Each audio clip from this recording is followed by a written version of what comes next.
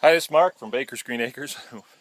I thought I'd make a quick video because it's Sunday morning and things are going good, and I got my two best buddies working with me right now, and we're working on some projects that anybody can help with. This is Frank and Jim. All right, and here's what we're working on. We got a bunch of little baby pigs here that we want to feed, and so what we always try to do on the farm is take advantage of any of the resources that we have. So we've got two apple trees here, and sometimes they're pretty good, sometimes they're not so good. But here's what we picked up this morning, and there's a couple of weeks in the summertime where every morning you go out and there'll be, I don't know, 4, 5, 6 pails of apples. And apples by themselves for the pigs are okay, but it gives them the scoots just like anybody else, like when we eat too many of them, huh? And so we have this little lawn tractor that Jim can drive, and the three of us picked up all these apples. Now here's what we're going to do with them, though.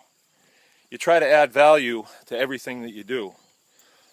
So I've taken the apples and put them in this bucket. Let's see.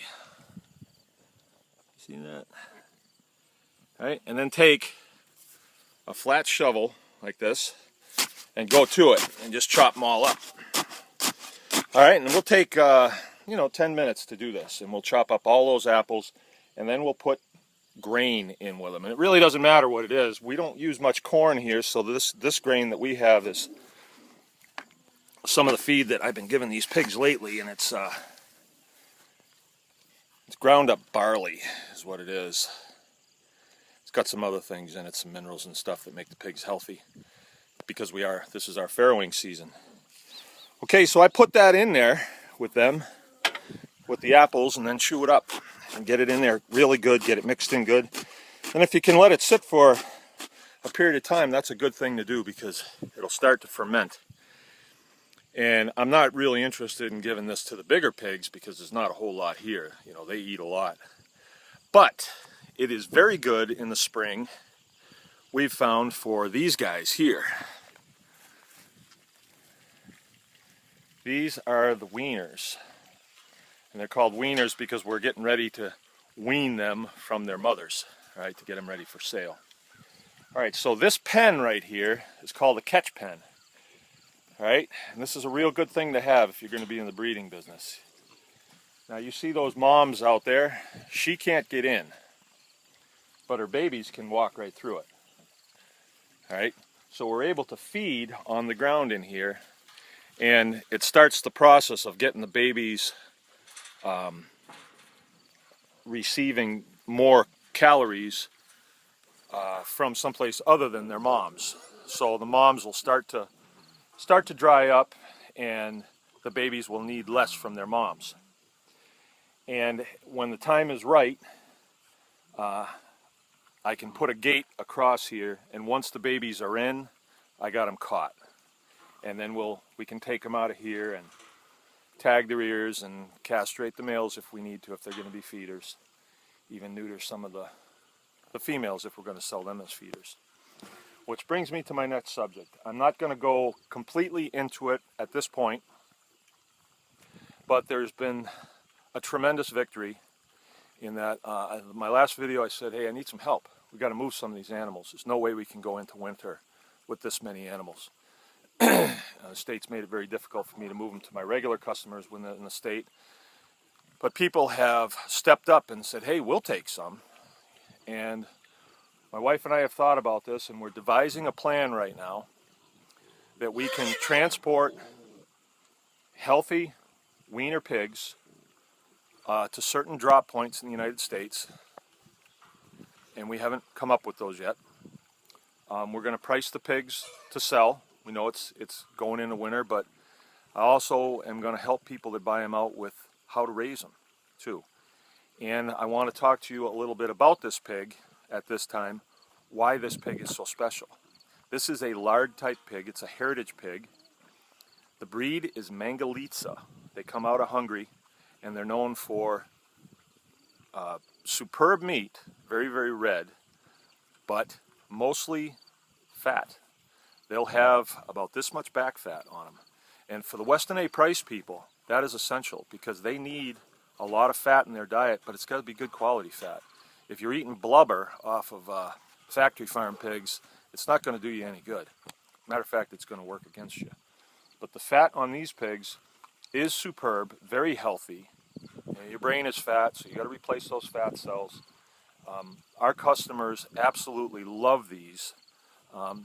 This problem that we've had with the state has actually been a blessing in some ways.